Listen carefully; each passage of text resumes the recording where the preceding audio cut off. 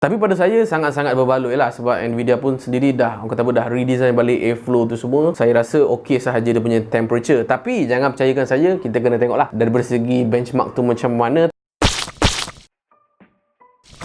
Hello, Assalamualaikum semua. Selamat datang ke Cikgu Luan Sapurga. Saya Rotan. Hari ni kita nak sembang berkenaan dengan kelancaran kad baru daripada Nvidia, which is RTX 3000 series. Okay, straight to the point, dia dah lancarkan 3 model ni, 3090, 3080, 3070. Okay, now nak memudahkan you guys, kita kena fokus 2 model ni je, 3080 dengan 3070. Sebab 3090 ni sebenarnya adalah, orang kata apa, dia nak target untuk menggantikan kad RTX Titan, which is RTX Titan ni diwujudkan khusus untuk AI researchers, scientist ataupun content creator, sebab dia punya CUDA core sangat banyak dan juga VRAM dia boleh sampai 24GB VRAM, in which kalau kita consumer biasa yang main game secara casually tak memerlukan VRAM dan juga CUDA core yang sangat-sangat banyak lah. So 3080 dan juga 3070 ini, apa special dia adalah dia punya harga. Okay, nak banding dengan harga 2000 series, saya rasa memang lebih kompetitif, berpatutan. At the same time, dia punya performance boleh cecah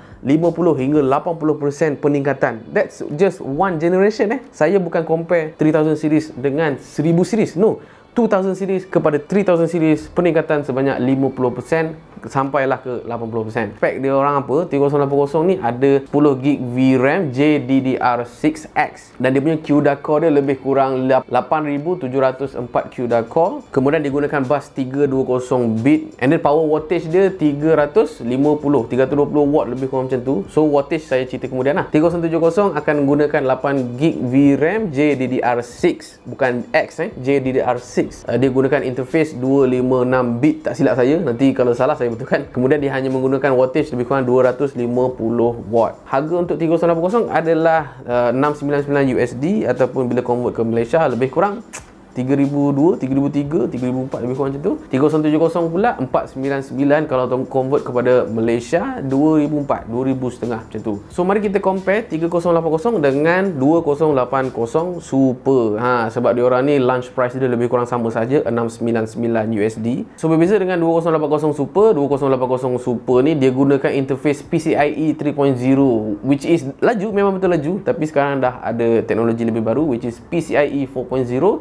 Bandwidth untuk graphic cards tu hantar maklumat kepada motherboard tu semua, nak communicate dengan CPU semua, dia upgrade kepada 2 kali ganda. Dan kita kena cakap berkenaan dengan transistor dia, which is 2000 series dia menggunakan 12 nanometer teknologi. Sekarang dengan 3000 series dia menggunakan 8 nanometer transistor daripada pihak Samsung, tak silap. So dia shrink 33% transistor tu, menyebabkan dia boleh muatkan lagi transistor yang kecil-kecil. Sebab itu performance boleh cecah lebih kurang, sepatutnya lah theoretically lebih kurang 2 kali ganda daripada performance asal. Dah lah performance 2 kali ganda lagi power. Sekarang ini price pun lagi murah.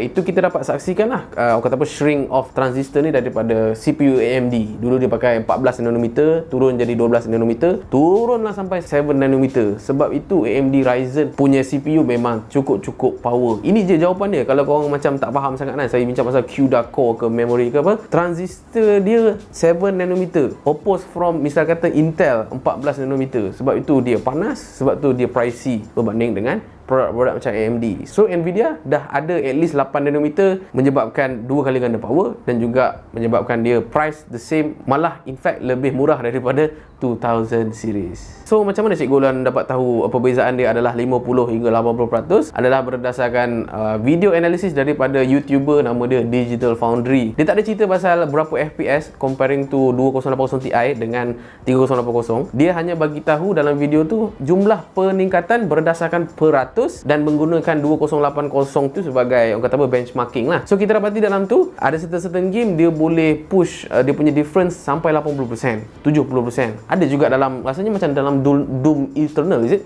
Doom Eternal 90% boleh improve. Tapi dia akan fluctuate lah. So ada certain yang akan turun sampai 60% saja, 70%. Major leap lah bro. Sebab apa saya cakap major leap? Sebab biasanya kalau macam kelancaran generasi baru, satu generasi, contoh 1000 series kepada 2000 series, peningkatan kepada I think 30 40%. Sama juga dengan AMD. So bila saya dapat tahu peningkatan daripada 2000 series nak ke 3000 series tu, peningkatan like 50 ataupun 80% boleh sampai, I think this is something yang very phenomenal lah yang Nvidia boleh provide dekat kita. Boleh jadi jugalah benda ni adalah disebabkan Nvidia nak cuba topple balik AMD, yang mana AMD dah pernah launch dia punya card, dia orang dah ada dah 7nm sebenarnya kan. So sekarang ni tengah tunggu kelancaran RDNA 2. So Nvidia nak siap-siapkan diri dia orang sendiri, tak nak kalah dengan competition. Sebab itu dia terpaksa naikkan performance bahagian wattage tu tadi. Sebab tu wattage dia tinggilah berbanding dengan wattage pada 2000 series. Tapi pada saya sangat-sangat berbaloi lah, sebab Nvidia pun sendiri dah, orang kata apa, dah redesign balik airflow tu semua. Saya rasa okey sahaja dia punya temperature. Tapi jangan percayakan saya, kita kena tengok lah dari segi benchmark tu macam mana. Tapi setakat ni yang leak ni kan, yang bocor-bocor maklumat ni semua mengatakan okey sahaja. Dia punya temperature is very stable lah. So kepada you guys yang macam dah pernah, orang kata apa, hold diri, menahan diri daripada membeli 2000 series card, saya kata sangat-sangat berbaloi. Sebab 3000 series memang super laju lah, saya cakap berbaloi lah untuk korang beli. Dan memang kesian gila lah kepada orang yang baru beli dalam masa 7-10 hari ni. Dia orang baru beli 2080 Ti, dah lah 4,500 kan kalau saya tengok kat Shopee tu semua. Sedangkan 3070 yang harga dia 2004 dah mengalahkan 2080 Ti. Macam rugilah pada saya kan. Tapi tak apalah, nak buat macam mana, korang bolehlah jual balik card tu, lepas tu belilah 3070.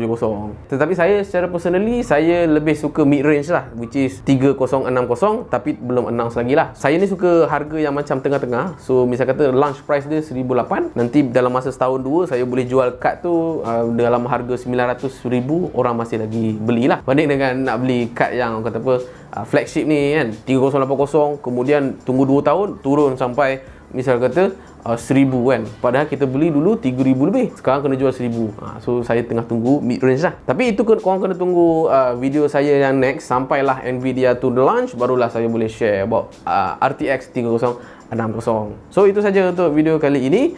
Apalagi you guys nak tahu berkenaan dengan video card ke game apa, graphic card apa yang terbaik ke, graphic card apa untuk editing tu semua, korang boleh roger dalam ruangan komen di bawah. Saya Cikgu Luan Sampurigil Sayutan.